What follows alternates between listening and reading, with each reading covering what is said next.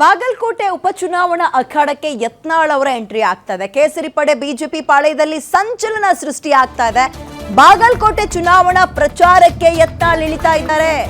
ಯತ್ನಾಳ್ ಪ್ರಚಾರಕ್ಕೆ ವೆಲ್ಕಮ್ ಮಾಡ್ತಾ ಇದ್ದಾರೆ ಯಡಿಯೂರಪ್ಪ.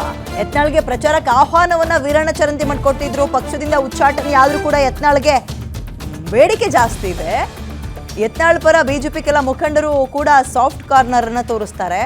ಇತ್ತ ಕಾರ್ಯಕರ್ತರಿಂದಲೂ ಕೂಡ ಬಿಜೆಪಿ ಪರ ಯತ್ನಾಳ್ ಪ್ರಚಾರಕ್ಕೆ ಒತ್ತಡ ಜಾಸ್ತಿ ಆಗ್ತದೆ. ಹೀಗಾಗಿ ಬಿಜೆಪಿಯಲ್ಲಿ ಯತ್ನಾಳ್ ಹವಾ ಪಕ್ಷದಲ್ಲಿ ಇಲ್ಲ ಅಂದ್ರೂ ಮುಂದುವರಿತಾ ಇದೆ ಜೋರಾಗಿ.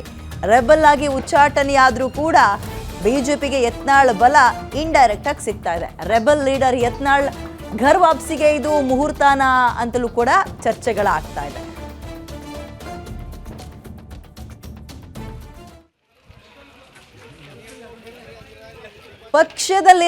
ಪಕ್ಷದಲ್ಲಿ ಇಲ್ಲದೇ ಇರಲಿ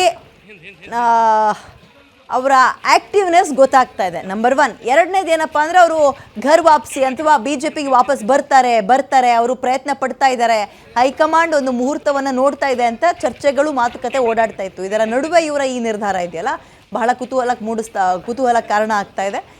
ಹಾಗಾದ್ರೆ ಸದ್ಯದರಲ್ಲೇ ಬಿಜೆಪಿಗೆ ವಾಪಸ್ ಬಿಜೆಪಿ ಮನೆಯ ಬಾಗಿಲನ್ನು ತಟ್ತಾರ ಯತ್ನಾಳ್ ಈ ವಿಚಾರದ ಮುಖಾಂತರ ಅಂತಲೂ ಕೂಡ ಹೇಳಲಾಗ್ತದೆ. ಇನ್ನು ಚರಂತಿಮಠ್ ಅವರ ವಿಚಾರ ತಗೊಂಡಾಗ ಅವರೇನು ಹೊಸ ಅಭ್ಯರ್ಥಿ ಅಲ್ಲ ಬಿಜೆಪಿಗೆ, ಹಿಂದಿಯೂ ಕೂಡ ನಿಂತಿದ್ರು, ಬಟ್ ಕೆಲ ಮತಗಳ ಅಂತರದಿಂದ ಸೋತಿದ್ರು. ಸೊ ಈಗ ಯಡಿಯೂರಪ್ಪನಂತಹ ಧೀಮಂತ ನಾಯಕರು ಹಾಗೆ ಅಲ್ಲಿನ ಲೋಕಲ್ ಲೀಡರ್ಸ್ಗಳು ಸ್ವಲ್ಪ ಸ್ಟ್ರಾಂಗ್ ಹವಾ ಇರುವಂತಹ ಯತ್ನಾಳ್ ಅವರೆಲ್ಲ ಬಂದರೆ ಜೋಶ್ ಜಾಸ್ತಿ ಆಗುತ್ತೆ, ಡಬಲ್ ಆಗುತ್ತೆ. ಅವರು ಕೂಡ ಒಂದು ಗೆಲ್ಲುವ ಅಥವಾ ಮತಯಾಚನೆ ಮಾಡುವಂತಹ ವಿಚಾರಕ್ಕೆ ಇನ್ನೊಂದಷ್ಟು ಪುಷ್ಟಿ ಸಿಕ್ಕಂಗಾಗತ್ತೆ.